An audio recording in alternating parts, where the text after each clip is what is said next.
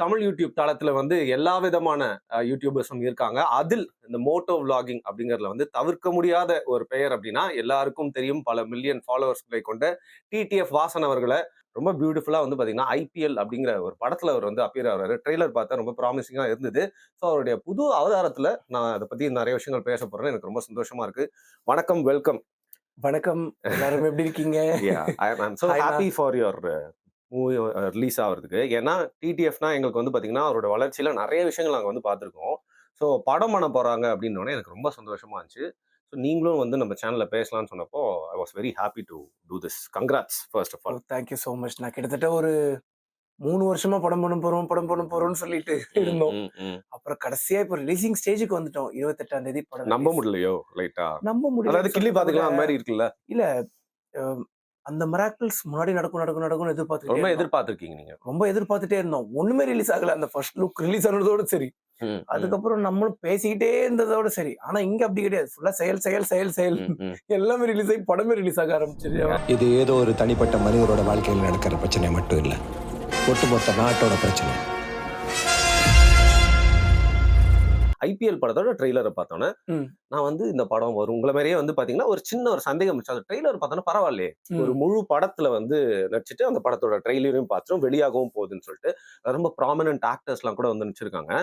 So இந்த படம் வந்து எப்படி நடந்துச்சு? ஏன்னா இதுக்கு முன்னாடி இந்த மஞ்சள் வீரனோட போஸ்டர்லாம் வந்துச்சு, அது நடக்காம போயிடுச்சு. அதுக்கப்புறம் இந்த ப்ராஜெக்ட் எப்படி வந்து டேக் ஆஃப் ஆகுது? யார் அதுக்கு முதல் காரணம்? அது டைரக்டர் சார், அதாவது கோ டைரக்டர் சார் வந்து ரெஃபர் பண்ணாங்க. அதுக்கப்புறம் பார்த்த உடனே பிடிச்சிருச்சு டைரக்டர் சாருக்கு அப்படின்னு சொல்லியிருந்தாங்க. ஆனா அந்த டைம்ல சாருக்கு நான் தான் ஒரு யூடியூபர்னே தெரியாது. ஜஸ்ட் போட்டோ பார்த்து ஓகே பண்ணியிருந்திருக்காங்க, நேர்ல பார்த்து அதுக்கப்புறம் ஓகே பண்ணியிருந்திருக்காங்க. அப்படிங்கும்போது எனக்கே ஒரு மாதிரி புதுசா இருந்தது. ஏன்னா இப்போ வந்து ஒரு யூடியூபர், ஓகே இவங்களுக்கு ஒரு ஃபாலோவிங் இருக்கு அப்படின்னு சொல்லி நமக்கு வரும் சிலது. ஆனா அப்படி இருக்கும்போது வந்து வாய்ப்புகள் சிலது அப்படி வரும். ஆனா பட் இது வந்து பார்த்துட்டீங்கன்னா போட்டோ மட்டுமே பார்த்து நம்மளால கேள்விப்பட்டிருப்போம். சில டைரக்டர்ஸ் சார் வந்து சுருளு முடியோட ஒருத்தர் நடந்து போயிட்டு இருந்தாரு, அவரை பார்த்தோன்னே இவர் தான் என் படத்துக்கு கரெக்ட் அப்படின்னு சொல்லி செல்லத்தை அப்படியே தூக்குடா அப்படிங்கிற அப்படின்னு சொல்லி அவங்கள நடிக்க வச்சு அவங்க என்ன பெரிய ஆளா இருந்திருக்காங்கன்னு நம்ம நிறைய பாரத ராஜா அது மாதிரி நிறைய பேர் இன்ட்ரோடியூஸ் பண்ணிருக்காரு. அந்த மாதிரி எல்லாம் பாத்திருக்கோம். அந்த மாதிரி ஒரு போட்டோ வச்சு அதை கூட வந்து பாத்தீங்கன்னா நாங்க கொஸ்டின் பண்ணிட்டு தான் இருந்தோம். அதுக்கப்புறம் மேனேஜர் மூலியமா கோ டைரக்டர் சார் சொல்லி டைரக்டர் சார் மேனேஜர் கிட்ட பேசி, எனக்கு மேனேஜர் இருக்காங்க, அவங்க என்கிட்ட சொல்லி ஒரு 2 daysலயே மீட் பண்ணி அப்புறம் ப்ரொடியூசர் சார் கிட்ட போய் எல்லாமே டக்கு நடந்து எல்லாமே படம் எல்லாம் நடிச்சு முடிச்சு இப்போ ரிலீசிங் ஸ்டேஜ்ல இருக்கு. பயங்கர ஹாப்பி அண்ட் எல்லாமே மேஜிக். இது வரைக்கும் நீ அனுபவிக்காதெல்லாம் அனுபவிக்க போறேன். நான் மைக்க பிடிச்சி பேசி இந்த இடத்துக்கு வரலடா, கத்தி எடுத்து வீசி இந்த இடத்துக்கு வந்திருக்கேன். ஏன்னா ட்ரைனிங்லாம் பண்ணீங்களா ஆக்டிங்? ட்ரைனிங்க்கு முன்னாடி எப்போ மஞ்சள் வீரன் டைம்லயே வந்து பாத்தீங்கன்னா அவங்க படம் பண்றேன்னு சொன்ன உடனே ஒண்ணுமே தெரியாம போய் நம்ம நடிச்சிடக்கூடாது. எனக்கு கத்துக்கிறது ரொம்ப பிடிக்கும். அது எப்படின்னே தெரியல, கத்துக்கிறதுனாலே ரொம்ப பிடிக்கும். ஆனா படிக்கிறதுலாம் கிடையாது. இந்த மாதிரி ஒரு ஸ்கில் ரிலேட்டடா சர்ஃபிங், டான்சிங் அந்த மாதிரி டிஃப்ரெண்டா இருக்கிறது, இந்த மாதிரி அட்வென்ச்சரஸா இருக்கிறதுல ரொம்ப பிடிக்கும். அது மாதிரி ஆக்டிங் கத்துக்கிட்டு இருந்தோம். பட் ஈவன் தோ நம்ம கத்துக்கிறது வேற, போய் ரியாலிட்டியில போய் பண்றது வேற. அங்க டக்குன்னு வந்து பாத்துட்டீங்கன்னா இல்ல என்ன எங்க போய் கத்துக்கிட்டீங்க? ஆக்டிங் எங்க கத்துக்கிட்டீங்க? ஆக்டிங் கிளாஸ் வந்து நம்ம சென்னையில அது ஒரு சார் 2 பேர்கிட்ட கத்துக்கிட்டேன். ஒன்னு வந்து பொன்முடி சார்னு சொல்லி, அவருமே ஒரு டைரக்டர் தான். ஆக்டிங் அகாடமி ஒண்ணு வச்சிருக்காரு. அதுக்கப்புறம் ஒருத்தர் பேர் பொன்முடி, அப்புறம் இன்னொரு சார், நல்ல ஒரு சார், அந்த சாரோட பேர் மறந்துட்டேன். ஸோ சென்னையிலயுமே வந்து பண்ணேன். ஸோ அதுக்கப்புறம் ஒரு 40 பேர் மறந்தப்பல ஆக்டிங் ஞாபகம் இருக்குல்ல, அது போதுங்க. அவ்வளவுதான். ஸோ அதான் ஒரு 40-50 பேருக்கு முன்னாடி பண்ணும்போது, அதுக்கப்புறம் பப்ளிக் மெம்பர்ஸ் கூட நம்ம பப்ளிக்ல வந்ததுக்கு அப்புறம் அவங்க முன்னாடி பண்ணும்போது ரொம்ப கூச்சமா இருந்துச்சு. அப்புறம் அப்படியே வந்துருச்சு. பட் இருந்தாலுமே எனக்கு என்னோட பெர்ஃபார்மன்ஸ் ரொம்ப கம்மியா தான் ஃபீல் ஆகுது. நீங்க இதுல ட்ரெய்லர் சொல்லியிருந்தீங்களே, அங்க எல்லாம் ஒரு எக்ஸ்பீரியன்ஸ்டான ஆக்டர் இருப்பாங்க. நம்மளது மட்டும் எனக்கே கொஞ்சம் கம்மியா இருக்கிற மாதிரி ஃபீல் ஆயிருக்கு. ஏன் தெரியுமா, இப்போ கிஷோர் சார் வந்து நிறைய படங்களை நம்ம பார்த்து பல ரோல்ஸ்ல அவர் ஆக்டர்ன்றது மைண்ட்ல எஸ்டாப்ளிஷ்ட் ஆயிருக்கு. பட் நீங்க வந்து பாத்தீங்கன்னா இப்போ யூடியூப்ல வரக்கூடியவர், அந்த மாதிரி ஒரு செலிபிரிட்டியா இருக்கீங்க. ஸோ நீங்க வரலாம், அது ஃப்ரெஷ்ஷா இருக்கும். அது ஒரு மாதிரி ஃப்ரெஷ்ஷாகவும் இருக்கும், டிஃப்ரெண்டா இருக்கும். ஓகே இவங்கடா அந்த வராங்க அப்படின்னு சொல்லிட்டு அது ஒரு படம் பார்த்து நம்ம இன்னும் கரெக்டா பண்ணியிருந்தோம்னா பெர்ஃபெக்ட்டா சிங்க் ஆயிருந்திருக்கும். ஒரு நியூ கமர்ல சரி அடுத்த வாட்டி இன்னும் நம்மளோட பெஸ்ட் கொடுத்துருவோம். இதுல என்னோட பெஸ்ட் கொடுத்துருக்கேன். பட் இது பத்தாது, அடுத்தது இன்னும் ரொம்ப பெஸ்ட். உங்க இந்திய தண்டனை சட்டம் இல்லாதவங்களுக்கான தண்டனை சட்டமா மாறி ரொம்ப நாளாச்சு. ரைட். இப்போ நீங்களே சொன்னீங்க, ஒரு கிரேட் ஆக்டர் கிஷோர்லாம் வராரு அப்படின்னு சொல்லிட்டு. அவர் கூடலாம் வந்து காம்பினேஷன் சீன்ஸ் பண்றப்போ, அவர் கூட இருக்கிறப்போ என்ன சொன்னாரு அவரு? உங்களுக்கு எப்படி இருந்துச்சு? அவர் உங்கள எப்படி ரிசீவ் பண்ணாரு? Because like you are a newbie in சினிமால அவர் உங்கள எப்படி ரிசீவ் பண்ணாரு? இல்ல சார் நார்மல் தான். Very normal. எப்பவும் போல தான். எல்லார்கிட்டயுமே எப்படி இருப்பாங்களோ அதே மாரி தான். எல்லார்கிட்டயுமே நல்ல அவர் எப்படி ஒத்துக்கிட்டாரு இந்த ப்ராஜெக்ட்க்கு? கதை ரொம்ப நல்லா இருந்தது ஒத்துக்கிட்டாரு. ஓகே. அவர் கேரக்டருக்காக ஒத்துக்கிட்டு இருக்காரு. இல்ல அவரு வந்து கதை நாயகன். நம்ம வந்து ஒரு கதாநாயகன். ம், ம், அதாவது எப்படின்னாங்க, கதை ஃபுல்லாமே சார் மேல தான் நகரும். ம், அந்த ம், மாதிரி. ஸோ வந்து அதுக்கப்புறம் இவங்க மாத்தி இந்த மாதிரி வரேன்னு சொல்லும்போது, அது அவங்களுக்குள்ள நடந்த விஷயம். ம். நம்ம வெளியிருந்து பார்க்கும்போது நம்மகிட்ட நம்ம என்ன 3வதா நம்ம என்ன கேட்டோமோ அத வந்து சொன்னா அது கரெக்ட்டா இருக்காது. அது okay. Director sir, Kishore sir சொன்னா தான் கரெக்ட்டா இருக்கும். ரைட். இது வேற டெலிவரிடா. இது மட்டும் டெலிவரி ஆச்சுன்னா ஆல் இந்தியா பாலிடிக்ஸே ஃபயர் ஆயிடும். உங்களோட கேரக்டருக்கும், அதாவது ரியல் லைஃப் கேரக்டருக்கும், படத்துல இந்த கதையின் நாயகன் சொன்னீங்கல்ல, அந்த கேரக்டருக்கும் எந்த அளவுக்கு வந்து ஒற்றுமை இருந்துச்சு அப்படின்னு சொல்லி. ஏன்னா சிமிலாரிட்டி பாத்தீங்களா? இல்ல டோட்டலி ஆப்போசிட், எக்ஸ்ட்ரீம் ஆப்போசிட். இல்ல சினிமாங்கிறது ஒரு என்டர்டெயின்மென்ட். ம், அ அதுல வந்து மக்களுக்கு ஒரு நல்ல ஒரு கருத்து போகுது அப்படின்னா நம்ம எடுத்து பண்றோம். ம், அதுலயும் நமக்கும் ஏதாவது ஒரு கனெக்டிவிட்டி இருக்குன்னா, ஆஃப் கோர்ஸ் இருக்கு. ம், ம், ம், என்னன்னு வந்து பார்த்துட்டீங்கன்னா, நம்ம நியூஸ் நீங்க கூட சொல்லியிருந்திருப்பீங்களே. ம், ஸோ நான் வந்து வாசா உன்ன தப்பா தான் நெனச்சேன் அப்படின்னு சொல்லி. ம். அது நீங்களா தப்பா நெனச்சீங்களா? இல்ல உங்களுக்கு நான் தப்பா காமிக்கப்பட்டேனா? பின்பம் அது மாதிரி இருந்துச்சா அந்த ரிஃப்ளெக்ஷன்? மாதிரி தான். ம், ம், அதுவும் படத்துல ஒண்ணு இருக்கும். ஸோ நார்மலா நியூஸ் பேப்பர் பார்க்குறோம். நம்ம வந்து பார்த்தீங்கன்னா, ஒரு நியூஸ் படிச்சுட்டு போயிடுறோம். ம், நம்மளால அத ஆராய்ச்சி பண்ண முடியல. ஏன்னா காலையிலேருந்து நைட் வரைக்கும் நமக்கு வேலை இருக்கு.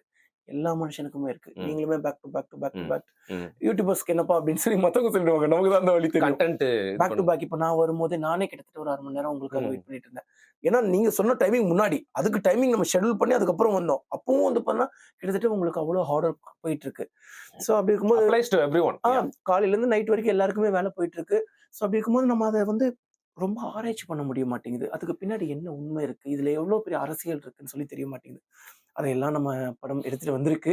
So first day first show போனா சோ சின்ன தெரிஞ்சிடும். சிமிலாரிட்டி இருக்கு அந்த கேரக்டருக்கு. ம். ஆனா அதுதான். அந்த கேரக்டர்ல உங்க ரியல் லைஃப் கேரக்டர்ல இல்லாத ஒரு விஷயம் இருக்கும்ல. அந்த கதாபாத்திரத்துக்கு புதுசா ஒரு விஷயம். அது அது அந்த மாரி என்ன ஃபீல் பண்ணீங்க? அந்த ரோல்க்கு. அந்த மாரி என்ன ஒரு கேரக்டர் இருந்துச்சு அதுக்கு? ஃபார் ம். எக்ஸாம்பிள் ரியல் லைஃப்ல வாசன் அழுவ மாட்டான். ஆனா இதுல அழுவுற மாரியான ஒரு கேரக்டர் இருக்கு. அந்த மாரி சொல்றேன் நான். இருக்கு. அத நீங்க தெரிஞ்சுக்கணும்னா வர 28ஆம் தேதி படத்துல பார்த்தா தெரிஞ்சுக்கலாம். அதாவது இத கேட்டாலும் வந்து புதிர் வச்சு பேசுறாப்ல. ஏங்க சொன்ன அப்புறம் எல்லாமே சரி, போயிடும் சரி. இல்லைங்க. சரி, okay, fine. What is this nonsense? இதெல்லாம் எங்க நடக்குது? ஆர்டிஸ்ட்லாம் பத்தி சொல்லுங்க. அபிராமி மேம் அவங்களும் ஐயோ! பாத்தீங்கன்னா செம்ம கியூட்டுங்க அவங்க. ரொம்ப ஸ்வீட்டு. ஏன்னா அபி மேம் கிட்ட நீங்க கேட்டீங்கல்ல, யாராவது ஒரு நம்பர் வச்சிருக்கீங்களான்னு. அபி மேமோட நம்பர் கூட வந்து வச்சிருந்திருக்கலாம். ஆனா என்னன்னா, அபி மேம் மேல அவ்வளோ ரெஸ்பெக்ட் இருக்கு. நான் கூட அபி மேம் கிட்ட சொன்னேன், "மேம் இந்த மாரி ஜனவரி எனக்கு வந்து ரிசப்ஷன். கண்டிப்பா நீங்க வந்துருங்க" அப்படின்னா. "கண்டிப்பா பாஸ். அது எப்படி நான் மிஸ் பண்ணுவேன்?" ம், அப்படின்னாங்க. ம், ம், "இது இன்ஸ்டால டெக்ஸ்ட் பண்ணா நீங்க பார்க்கலையே." "ஏய் உனக்கு தெரியாதா? இன்ஸ்டால டெக்ஸ்ட் பண்ணா நம்மள ம். பார்ப்போமா?" அப்படின்னாங்க.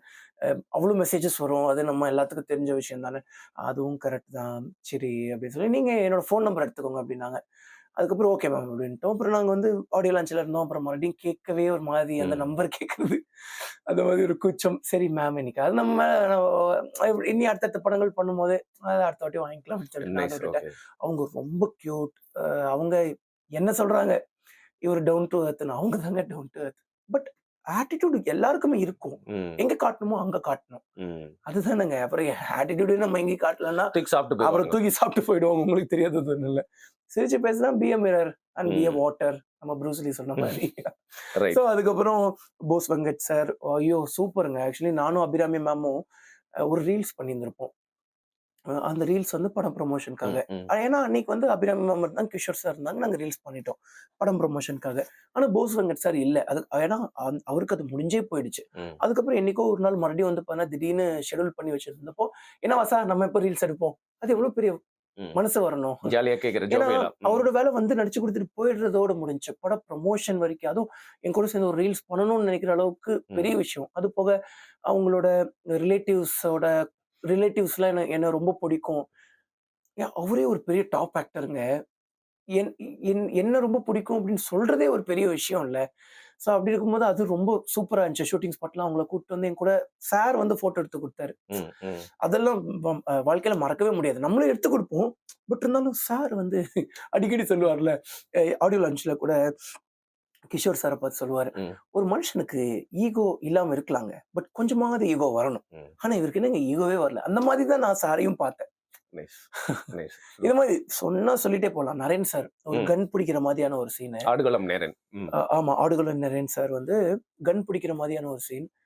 அவர் கேஷுவலா வந்து வாசா கூலா இரு. ஏன்னா அது வந்து முன்னாடி ஸ்டார்ட்டிங் ஆஃப் த ஷூட். ம். அந்த ஒரு நர்வஸ்னஸ் இருக்கும்ல. எல்லாரும் அவ்வளவு சீனியரான ஆர்டிஸ்ட். கேமரா எடுத்துட்டு வந்து வச்சோம்னா தான் வரும் இங்க இருந்து அப்படியே. இல்ல. Yeah. கேமரா வைக்கும்போது அது ஏனே தெரியல. அந்த கேமரா ஃபியரே இல்ல நமக்கு. அப்ப வேற என்ன ஃபியரா இருந்துச்சு? வேற என்னன்னா மத்தவங்க எல்லாம் இருக்காங்க. மத்தவங்கலாம் இருக்காங்க. ஆ. நம்ம பண்றது நல்லா இருக்குமா?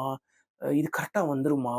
அதுக்கப்புறம் சீனியரான ஆர்டிஸ்ட் இருக்காங்களே, நம்ம வேற ம். எக்ஸ்ட்ரா டேக் வாங்குனோம்னா, அவங்களும் இன்னும் எவ்வளவு நேரம் நின்னுட்டு இருப்பாங்க. புரியுது. அவங்க எரிச்சல் ஆயிரும் ஒரு மாதிரி. அவங்க வருவாங்க, டக்குன்னு பண்ணுவாங்க. ஒரு டேக் 2 டேக் வாங்குவாங்க. டைரக்டர் சாரோட பாயிண்ட் ஆஃப் வியூ தான். ம். அவங்க சூப்பரா பண்ணிருவாங்க. பட் இருந்தாலும் டைரக்டர் சார் அவரோட விஷனுக்கு ஏத்த மாதிரி கேட்பாரு. புரியுது. சோ டக்குன்னு இதாயிட்டுன்னா அவங்க போய் ஜாலியா கூலா உட்காந்துட போறாங்க. சோ இங்க ஒரு சீனியர் ஆர்டிஸ்ட் இருந்தா அவங்களோட வேலை டக்குன்னு முடிஞ்சிரும்.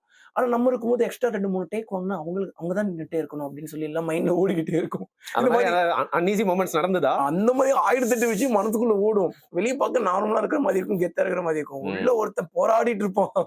ஐயோ இதுல இருந்து நம்ம எப்படி வரப்போறோம் அப்படின்னு சொல்லி.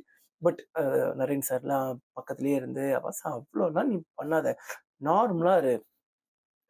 இந்த மாதிரி தான். ம். அப்படி எல்லாருமே சூப்பரா சொல்லிக் குடுத்தாங்க. எல்லாருக்குமே தேங்க்ஸ் அண்ட் வந்து ரொம்ப லேர்ன் பண்ணிட்டு இருக்கேன். நீங்க நிறைய லேர்ன் பண்ணிட்டே இருப்பேன். Thank you. Yeah thank you so மச்ண்ணா.